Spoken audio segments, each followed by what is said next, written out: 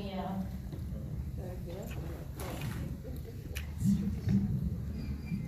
So on the job, the Missing 8 won the coveted Volpe Cup at the 78th Venice International Film Festival for Best Actor for John Marsilia.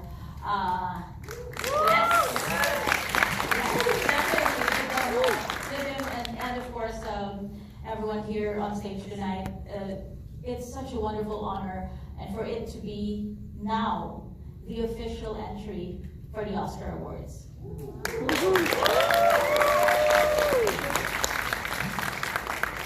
Let me start with you. How did it feel to be with our kababayans tonight and watching it with them in the US at the Asian World Film Festival for the Philippines Day, no less? I think when on the job, because most of the cinemas are closed in the Philippines, we have our cinemas closed even way after all the other countries have opened up their cinemas. We were wishing that we could share the film to Filipinos because it's a story that needed to be told to Filipinos. And I think 2022 allowed us that. 2 weeks ago, we had our short theatrical run, and we were able to premiere it in the Philippines, inviting friends and guests who haven't seen it. They may have seen the series, but not the entire film, because both are totally different experiences. And to present it here in LA, where there's a huge Filipino community here, is part of that excitement that we all wanted to share. Not just here, but maybe everywhere else. But unfortunately, we can only share it here. So thank you so much for being here. Could you describe the experience of making this film? Well, it was a roller coaster ride for us. I mean, doing this for 3-4 years because of the pandemic. At first, when we finished the film, it's such a big budget like this. Yes. We didn't really know where to show it during that time. So that was the biggest challenge. So we're just lucky that at least streaming became strong in the Philippines because of the pandemic. So HBO gave us an opportunity to show it, not only in Southeast Asia. We're happy that they're able to show it also in HBO Max, which covered a huge, a lot of countries. So those are the challenges that we had. I mean, working with such a big cast and a fantastic cast, that's another challenge that we have to go through. Lahat sila magagaling. I mean, everyone's so good. I mean, from John, Dennis, Dante Rivero, Dr. Leon, Randolph, all are fantastic actors, and the opportunity of just showcasing Filipino talent, at the international stage is just something we're happy about, and hopefully we're able to showcase more Filipino talent, because that's been the advocacy of Erik and me, ever since. We're gonna bring out the best of every Filipino talaga out in the world. Yes. Tell me about you mentioned last night at our dinner. What made this special for you? What made this film special for you? Well, I think the thing that made it special is this band right here, sitting right there, right? The world needs to see Erik, Matti. And I can kind of explain that comment because I'm going to give you a little secret about his process. As executive producer, you need to see all the money you spent and how long it took, right? And you have the first screening.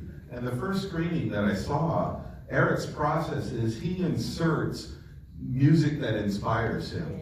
He inserts, as you saw, Tony Bennett, Frank Sinatra, but they're just pegs, right? So when we first see it, because then he turns it over to a sound guy and they score it or they replace it with a Filipino film. So when I sat there and saw this with Dondon and Cor Carneras, right?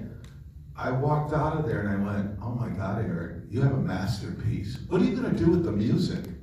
He goes, oh, well, I'm going to score it, and I'm going to pull some Filipino things and so. I said, no, you're not. I said, this is an international film. We got to keep this music. Well, guess what? That was the most insane thing an executive producer would ever say, because the money just shot through the roof. 22 songs in this thing. And unfortunately, the camera froze, but you know, you sat here for 3 hours and 20 minutes before the camera froze, and the music is what brought the thing along. It added texture. It made this thing an international movie, don't you think? Yeah, it was so much fun. And so I guess the thing I'm most proud of is I spent more money on this thing just for the music. By the way, I'm not going to give you figures, but let me give you a shock. The soundtrack to this movie cost as much as 3 Filipino films. Wow. Just for the music. And, you know, I wanted to do, and Dondon wanted to give him his dream, because the vision of this movie had that music in it from the very beginning. So that was an interesting challenge, because we were spending that money and the cinemas are closed. We didn't know where the hell we were going to put this thing. But we just knew we had something very special, and I'm so happy that you guys got to see it tonight on the big screen, because like Erik said, it's very different on a small screen. Exactly. In addition to the story of the music with Joe, I think you can obviously see references to American gangster films. Yes. But this one, it only has politicians as gangsters. I thought that at the end was that an homage to Michael Mann's Heat, The confrontation at the end. A little bit. Maybe, but really the music pays a clear homage to the gangster films of Hollywood, right? Using all these battles, and it works because he's a karaoke guy, so the songs are usually being heard there, right? I wanted to ask you, since 1992, there have been about 155 journalists that were killed in the Philippines. The choice of Sisoy, radio announcer, someone who's, to me, reminds me of Bill O'Reilly and Joe Rogan and the other, announcers here in the U.S. How did you become the central character? What made you decide, you and Michiko? No, the first decision to make was to whether tell the story of a journalist in the big city or to tell the story of a journalist in the countryside.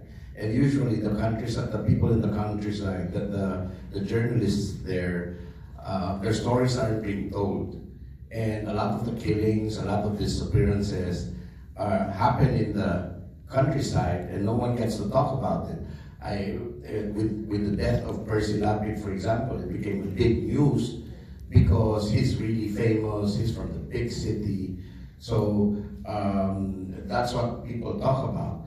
Now for Sisoy, for example, Sisoy is probably what I did with the characters, because journalism is a tough topic to ask from the actors on how they could be the characters themselves. So what I did was, with Weng, for example, Lot, I just told her, you're Shara Sembrano. Shara Sembrano is an ABS-CBN journalist. Yeah. She was partly our consultant for this. We talked to her a lot about how much money is being paid when there's a press con, etc., etc. And with Sisoy is probably a mix of two really famous guys, famous journalists, and the one that's he's a bit more happy-go-lucky, a bit more arrogant and cocky in his demeanor, and easily, when I told them that, it became like a shortcut because they just went to YouTube and studied the characters and got their attitudes.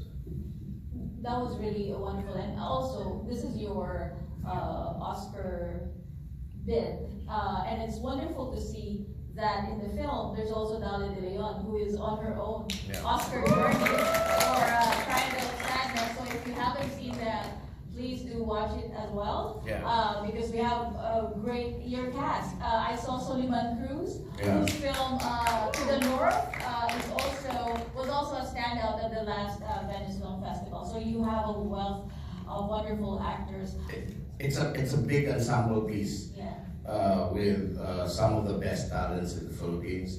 I invited Dali to the screening tonight because I thought she was still here, but she flew out to the Philippines a week ago, and in fact she invited me to attend Triangle of Sadness premiere in the Philippines, but I'm also here. But do look out for Dali De Leon's other film with us.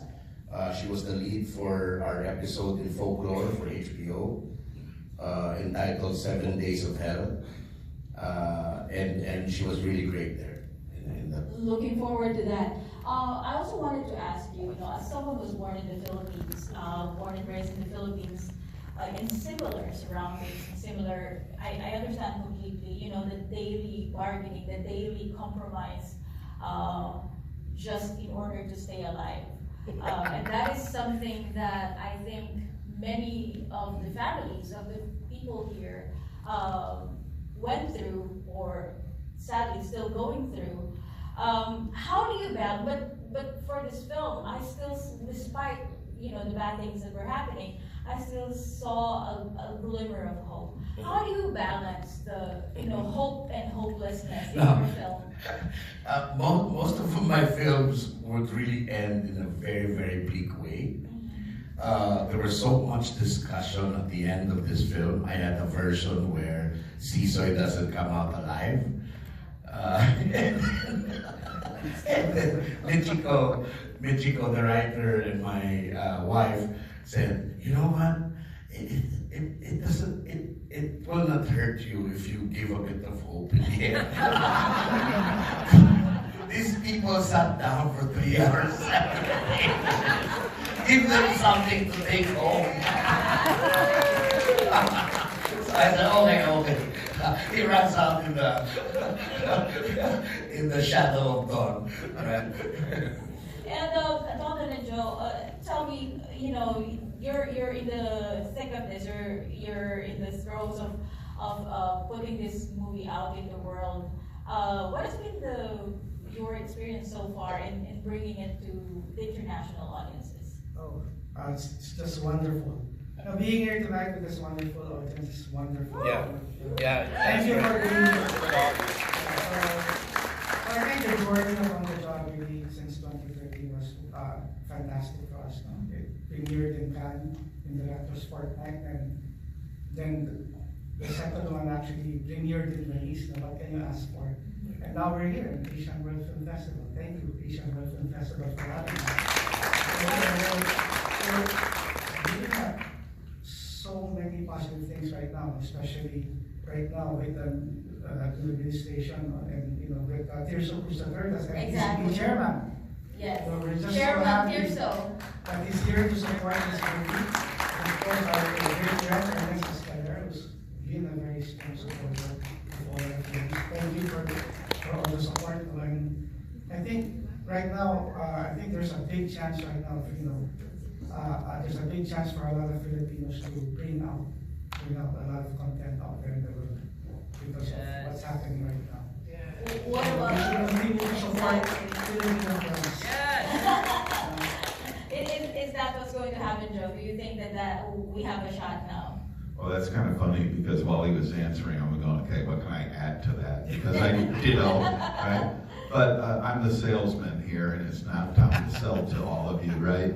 You all have friends, all have phones. What the most interesting thing to me this film did is, I can't say it's the little film that can, because it's so long, right? But it keeps surprising us. We went to Venice. We'll go to Venice. It'll be fun. We'll have good food. We'll see everything. Oh yeah, we'll be at the festival too. And then next thing you know, John wins the Volpe Cup, and all the judges and jurors were sitting at his table all night long, and everyone else was getting mad that they were spending so much time talking to him. And we're getting all this attention, and I'm going, wow, maybe this is as good as we thought, right? And sitting, really? You know, and then, what? We got an Emmy nomination? What the hell's going on? Maybe this is as good as we thought, right? So maybe tonight when you watch this, maybe it's as good as you thought, right? So, you know, there's a question I've always asked in this industry. How many votes does it take to get shortlisted, right? I cannot get that answer. So maybe it's 150, right? I don't know. So, you know, stranger things have happened when Filipinos get behind stuff, right? Why do you think Dua Lipa was discovered? It's because of the Philippines, right? Bruno Mars, Versace on the Floor wasn't planned to be released, but because the Philippines was trending it. They went, what? What's going on with Versace on the Floor? And don't forget Mike Francis. Mike Francis. You can tell him about Mike Francis. I already forgot about him. He's so famous. I'm joking, right? So I don't know what it is you need to do, but when you leave this cinema, if you really loved it, call someone, tweet something, put it on your Facebook page. Yeah. You reporters in here, report it, right? Tie it to the crazy stuff going in the Philippines right now. Because, by the way, art imitates life. We did this movie 4 years ago. What's going on right now in the Philippines? I know HBO doesn't want me to say that, but that's okay. You give me a mic, I can't shut me up. Okay. We have time for one question from the audience, but before... Really thank you for this screening tonight because we were whispering when the movie started that we're looking at the film like it's the first time. Yeah. The projection was really, really great. Really good. And we love it that we're getting all these reactions where in Venice or in Busan or in Pingyao or in Germany, we couldn't get those reactions because those are purely Filipino stuff that people find funny. For others, when they watch, with most foreigners, when they watch the film, they just think it's a very, very serious movie. When in fact, there's so many like wink, wink, wink, wink, funny stuff in there that only most Filipinos would get. Is there a question from the audience? Faye, I see you. Well, you know, this is so much like, we can really see this is the attacking the Duterte government. And it's funny because at the end of the film, that the SOP is usually you say that the film is fictitious, but we could see that you're saying immediately after that it's like none of this is like fiction characters. So but what I'm saying, are you gonna do a future project? Like, I would love to see you doing something on Senator Laila de Lima. Okay. What is your future project then? No, there's no story yet. We're currently doing a prequel of On the Job, and we're also doing the season 2 of On the Job. So it's currently in writing. That's why Michiko is not here with us in the U.S. Will go into a writer's room by January. So we're finishing up the 8 episodes, the outline for the 8 episodes. So that's what's in store for the future of On the Job. Round of applause for Michiko Yamamoto, who is the writer of the movie, and Erik. For my final question, Erik, why is truth telling important to you as an artist? Well, you know, we try to ground our films in as real as possible. I think there's so much fun things nowadays on social media, on TikTok, that sometimes you just need to do something real, something that that hits you where it should be, where it should hit you.